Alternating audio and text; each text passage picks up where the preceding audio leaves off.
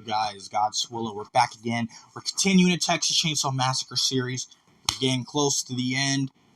We've made it to Texas Chainsaw 2013. This is technically another reboot, per se. It's a direct sequel to the original movie, ignoring everything in between.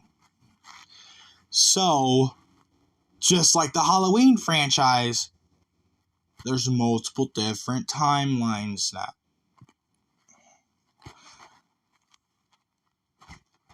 Yeah, you have the OG 2. Then you have 3 and 4, which they aren't related to each other. They're technically two different things. And then you got the remake series with those 2 movies. And now we have this, the direct sequel. They thought, let's bring it back to its roots.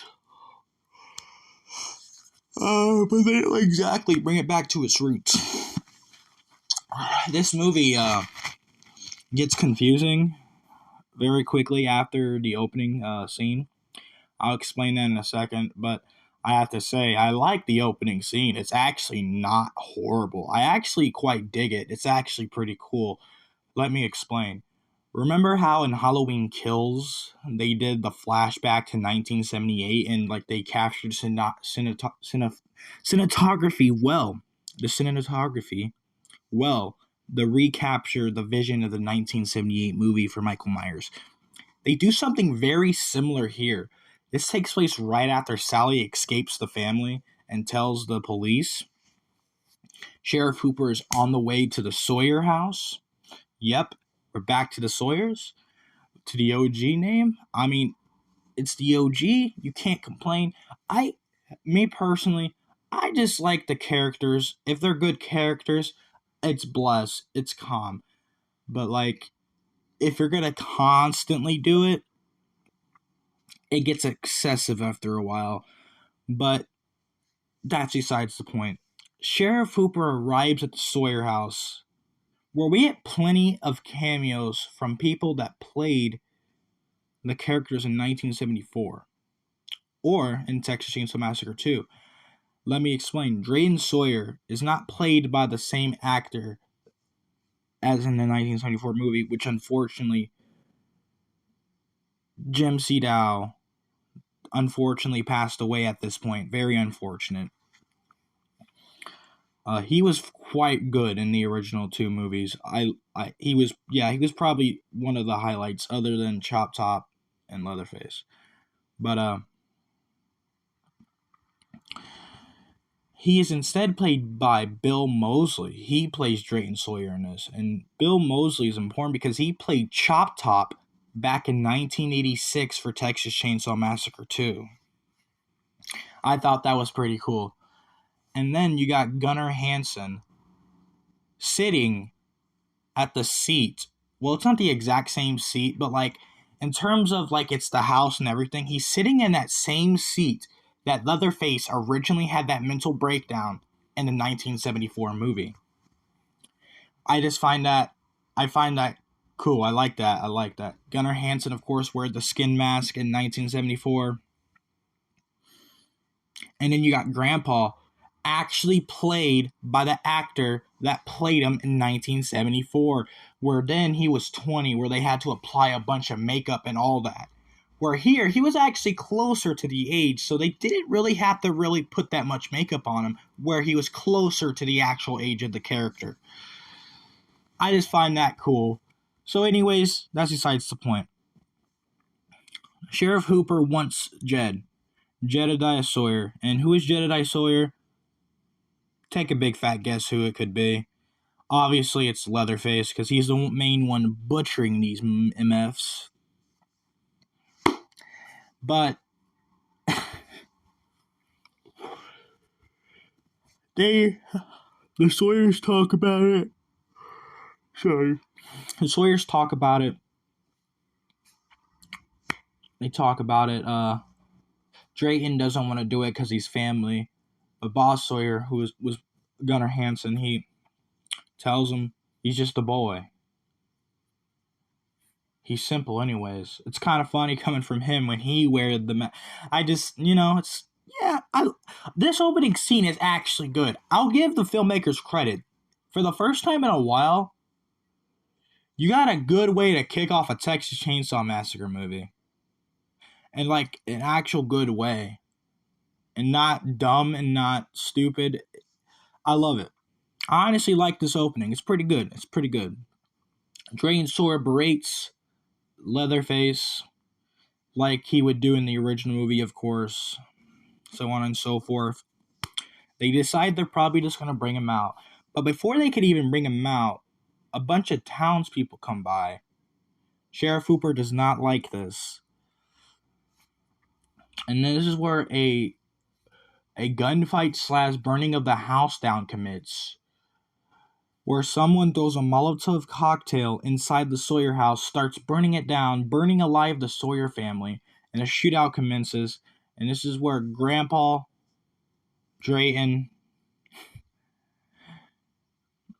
Well, Hitchhiker's already been dead before this point, so anyways, you got Boss Sawyer, he dies too. Not Leatherface. And you got the baby and Loretta. They survive for a bit.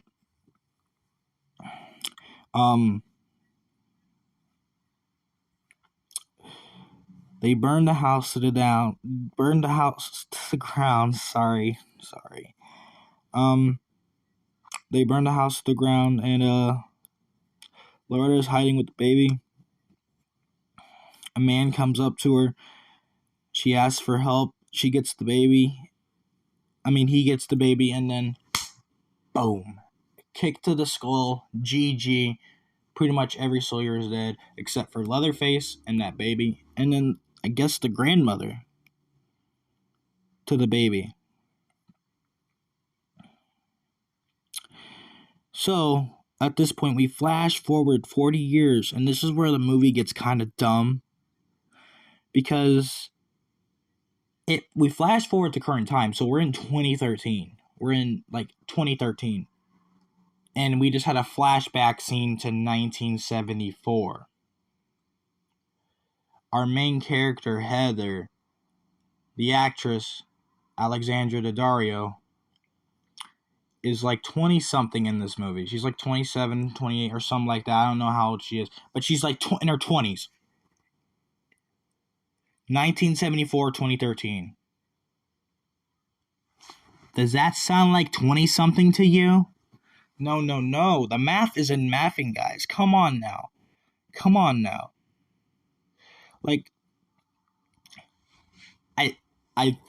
I thought I was horrible at math. I was horrible at math, but come on, dude. You can't get simple addition right? Come on, fam. That's crazy. But that's besides the point. Yes, folks, our main character is indeed one of the family members, which is something new to this series, it's a new concept. It's something original. I think for the concept, I think it's cool, but is it executed properly? I'll tell y'all at the end of this review.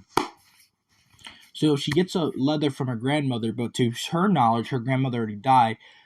It would have been her foster grandmother, not her actual grandmother. Her grandmother, her real blood grandmother, would have actually just died now. And then she confronts her adopted parents about it, and they finally just open up to her and say, yep, you're adopted. You came from a shithole. You came from a bunch of family. They don't exactly say that. They basically they don't give her any explanation of where she came from. So she's just going to want to look. You tell her that she came from a family, a bunch of cannibals, you goof. Oh, my dear.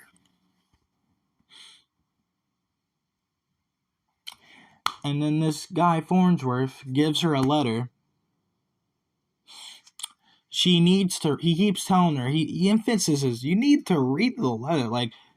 To know about this house, read the letter. It's blessed. You'll be blessed. You'll have no surprises. No surprises at all. But guess what she doesn't do? She doesn't read the letter. So then she brings her and her friends to certain death because she didn't read the letter. Now that's flat out incompetence, but like, whatever, just whatever, bro. It's incompetence, but that's besides the point. Leatherface shows up, starts butchering her friends. And eventually, Heather finds out that Leatherface exists. Leatherface, she doesn't know she's related to Leatherface. Leatherface doesn't know any better. Leatherface doesn't know she's related to him. They're actually cousins, but they don't know they're cousins. So Leatherface, not knowing any better, tries attacking her. He knocks her out. She wakes up in his lair where he has two bodies. And we finally get something in this series, in this scene, that, like, I don't understand. With how brutal and how sadistic we know these characters can be, why haven't we had this in a Texas Chainsaw Massacre movie? And what is that? Someone getting sawed in half. I was watching this movie, I was like, finally, obviously you don't want this to happen to people, but it's like Leatherface is crazy. This is something Leatherface would do. How are you gonna tell me this isn't something Leatherface would do? Come on now, bruv. Come on now. He literally takes people's faces off, and you're telling me he doesn't do anything brutal like chopping your arm off or chopping your leg off, like we've seen him do before. But this, he sawed someone in half. Heather gets to running from Leatherface. Leatherface chases her into a carnival. Leatherface in a carnival is something, or an amusement park, or whatever, theme park, whatever you want to call it. We saw him in an abandoned theme park back in Texas Chainsaw Massacre 2, but this is different. That was abandoned. This is like actually a place full of people. You just see Leatherface running around with a chainsaw in a place full of people. That's just crazy to me. That's crazy. That's even a thing. You get a Saw reference with someone with a pig mask and they're holding a chainsaw. A cute reference. I'll give them that. She decides to climb on the Ferris wheel to get away from Leatherface, and then the cop out of nowhere spawns in, and then Leatherface just throws the chainsaw at him. Now, I know something about a chainsaw here. Chainsaws can't cut through something if the person operating it doesn't squeeze the button. So this chainsaw would not saw. So even if it were to hit this guy, yeah, it would hurt, but it wouldn't kill him. I mean, maybe it would, because it's like metal, but it wouldn't cut him up, if you get what I mean. This little chainsaw knowledge out there for y'all. I've never used a chainsaw before, but that's just something I just know about a chainsaw for some reason. But that's besides the point. Then Leatherface just disappears after. Oh, this is one of the 3D gimmicks of these movies. Of this movie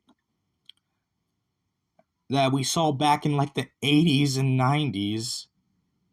They never really did it, but they finally did it with Texas Chainsaw Massacre in 2013 of all times, where he throws a chainsaw and it's it comes at you know what I'm talking about. It comes at you, and then he ducks, calls for backup. Leatherface is just gone.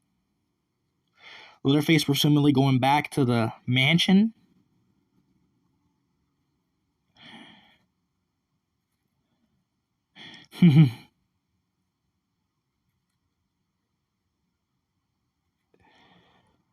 Heather gets picked up by the police. No.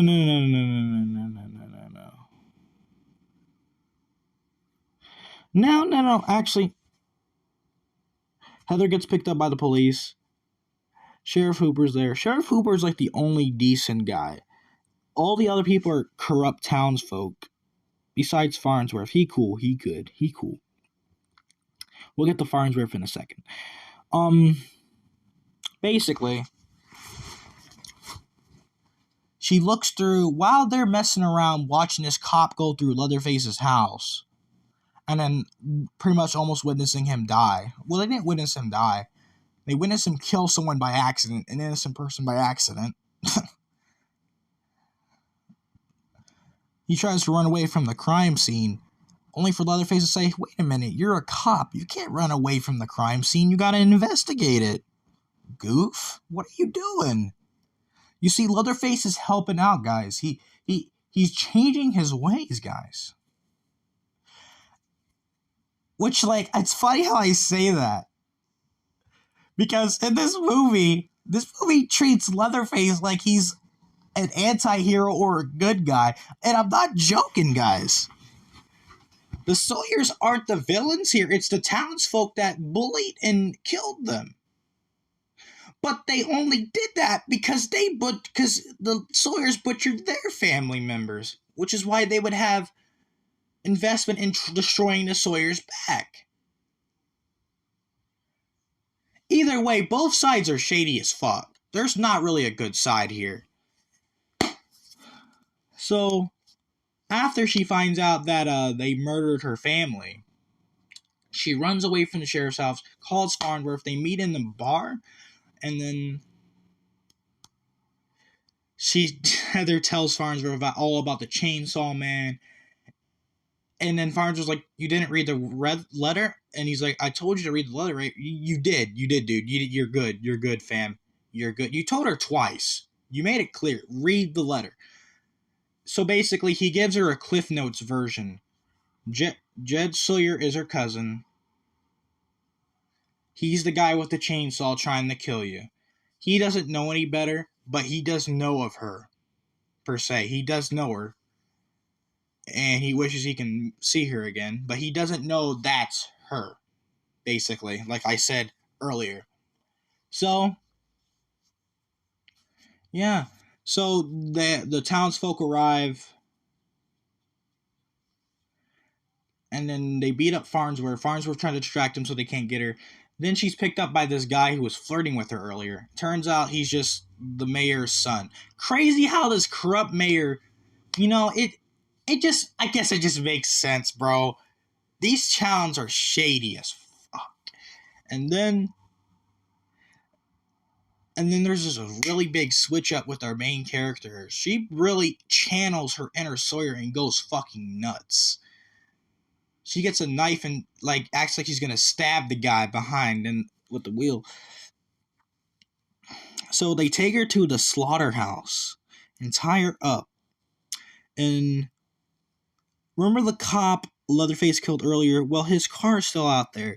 He wanders to the car and the radio station. He overhears them say that they're going to be at the slaughterhouse. And that's where Leatherface finds out where they're at. And then Leatherface gets there. He's going in for the kill on Heather. And then he sees the birthmark of the Sawyer. Then he realizes, this is my cousin. This is my family. He removes the tape around her mouth so she can speak. She lets him know, it's me, it's your cousin. Leatherface, instinctively, instead of trying to kill her, he uses the chainsaw to free her, but guess who's right there beating his ass? Yep, buttfuck McGee Mayor and some other dude. Yeah, some other dude that I don't know. Then Heather tries to escape, but she just can't help herself to abandon her cousin Leatherface in his time of need. So she goes back in, kills the other guy, not the mayor. Literally kills the other guy. And she's becoming crazy. She's becoming her Sawyer. I mean, family is family, bruv. It runs in the family to go cuckoo and crazy, I guess.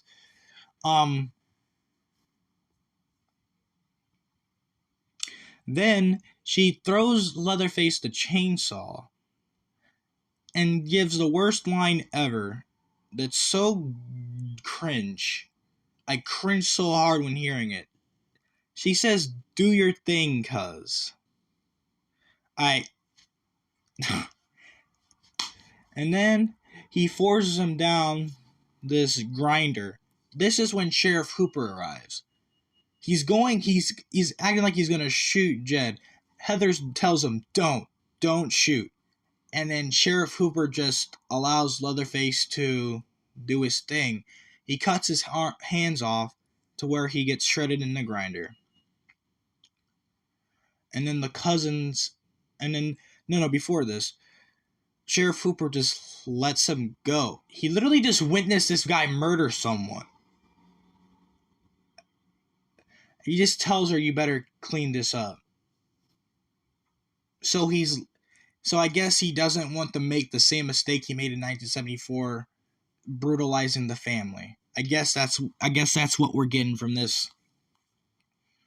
The cousins have a moment together, and then they go back to the house. Leatherface is okay with a little of washing the blood off the mask, but she goes to touch the mask, and he's like, no. He grabs her hand and says, no. Don't touch the mask. You can't touch the mask. And she gives him some food, and then we have an iconic shot to end of Leatherface doing his thing, sliding the door. That's it. Well, there's a post-credit scene of the adopted family of Heather coming up to the house. Because, like, oh, baby, our baby has a rich grandmother. Let's get some of the inheritance. They knock on the door. Leatherface is out. Now, we have no idea if the parents are killed here or not. We have no clue at all. But it's just something cool to end the movie, I guess. But that's Texas Chainsaw 2013. An odd movie. Like, you would never expect a bloodthirsty cannibal like Leatherface to be looked at in a sympathetic light and not just a brutal murderer. I don't really know how I feel about that. I just don't know how you can make a cannibal that wants to eat people into a good guy. I just don't know how you can do that. They tried their best. Did it work to perfection? Nowhere close. Because you can't really make a bloodthirsty cannibal into a good guy. Granted, he is mentally unstable, doesn't have that much of an IQ, has emotions of an 8-year-old, basically. But it's ingrained to his brain to just chop up people and eat them. But they did what they did, and it just, the whole age thing with Heather and her not being like 40 something or whatever, how long it was, and her just being 20 something, that just boggled my mind. I don't know how that happens, but it happened. But what would I rate this movie? This movie, the opening is badass. I like the opening.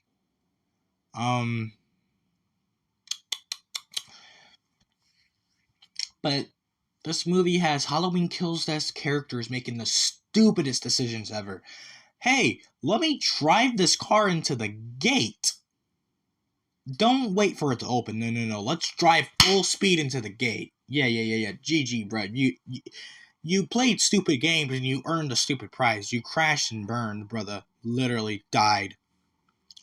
Whatever. But, was this enjoyable? To a point, yeah. I thought it was just unique how they tried to make Leatherface the good guy. And then, like, making the townspeople who are shady and corrupt into the bad people. Or more bad, per se. But, what would I rate this movie? I'd give it a 6.5 out of 10. I can't give it the 7 because of the narrative inconsistencies and just the goofiness of the movie and some of the stuff people do. But the opening was cool. Leatherface is pretty brutal in this movie. You know, he's literally chopping people in half now, finally. But 6.5 out of 10. Now we'll see the prequel to this, Leatherface. Yes, folks, the first movie that doesn't have Texas or Chainsaw in the title. It's just called Leatherface. But we'll get to that soon. So anyways, guys, I'll see y'all in a bit. See you for the Leatherface review. Peace out, y'all.